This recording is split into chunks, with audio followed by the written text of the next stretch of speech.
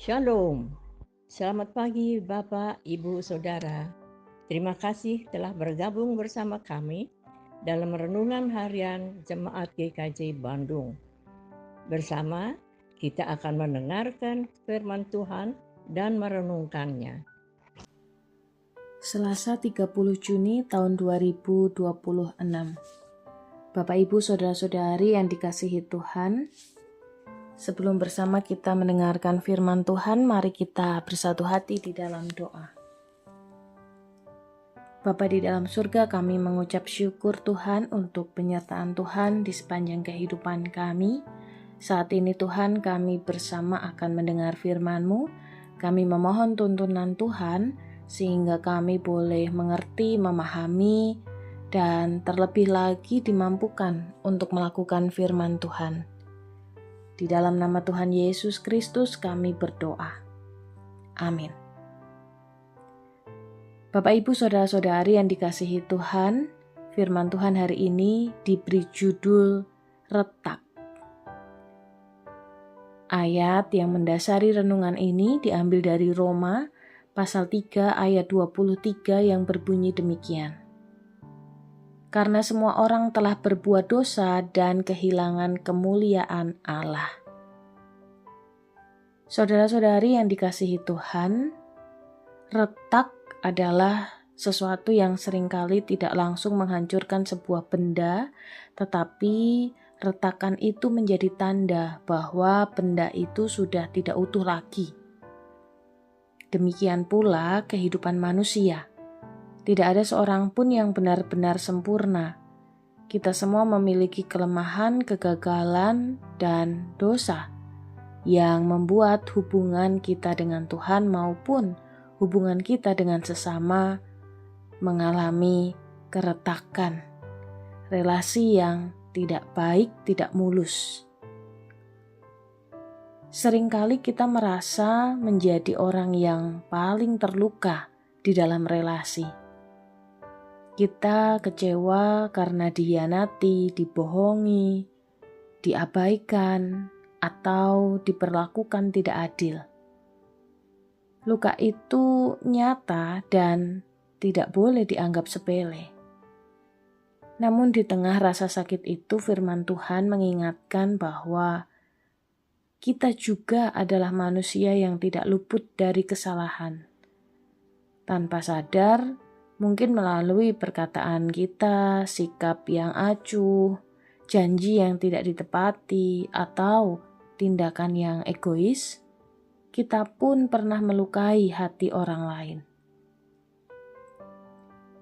Bapak Ibu Saudara-saudari yang dikasihi Tuhan, tindakan melukai orang lain yang tidak kita sadari juga mungkin berkaitan dengan kepercayaan.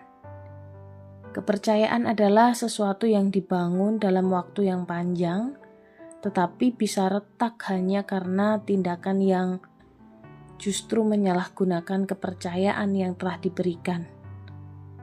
Ketika kepercayaan retak, seseorang menjadi sulit membuka kembali hatinya. Bekas retakan itu seringkali tetap terlihat. Bapak Ibu Saudara-saudari, dari firman Tuhan hari ini kita diingatkan bahwa sebelum kita meminta, menuntut orang lain untuk berubah atau meminta mereka memahami luka kita, marilah kita juga berani bercermin. Apakah ada hati orang yang kita lukai? Apakah ada kepercayaan yang pernah kita sia-siakan? Kerendahan hati untuk mengakui kesalahan adalah langkah pertama menuju pemulihan. Dan di dalam kasih-Nya, Tuhan menerima orang berdosa yang mau bertobat. Tuhan sanggup memulihkan hati yang hancur, mengampuni dosa, dan mengajar kita untuk jadi pribadi yang bisa dipercaya kembali. Mungkin bekas retakan itu tidak langsung hilang, tetapi di dalam tangan Tuhan, di dalam kuasa Tuhan, retakan itu tidak lagi menjadi akhir dari sebuah kisah. Justru melalui kerendahan hati, pertobatan, dan kasih karunia Tuhan, Tuhan membentuk kita menjadi pribadi yang lebih dewasa dan semakin serupa dengan Kristus. Marilah Bapak Ibu Saudara-saudari, kita bukan hanya membawa luka kita kepada Tuhan, tetapi juga mengakui setiap kesalahan dan dosa kita kepada Tuhan. Mintalah hati yang rela untuk mengampuni ketika dilukai, dan juga keberanian untuk meminta maaf ketika kita melukai orang lain. Karena hati yang dipulihkan oleh Tuhan akan menjadi alat pemulihan untuk orang lain.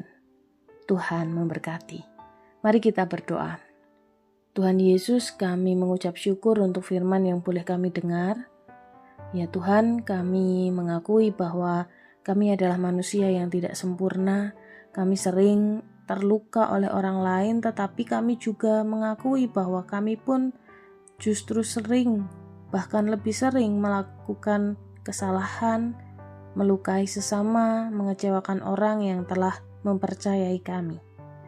Ampunilah Tuhan segala dosa dan kesalahan kami, pulihkan setiap hati yang retak, ajarlah kami hidup di dalam kejujuran, kesetiaan, dan kasih Tuhan, sehingga biarlah kehadiran kami boleh membawa pemulihan, dan bentuklah kami menjadi pribadi yang semakin serupa dengan kehendak Tuhan. Di dalam nama Tuhan Yesus Kristus, Allah kami yang hidup, dalam persekutuan dengan Roh Kudus, kami berdoa. Amin.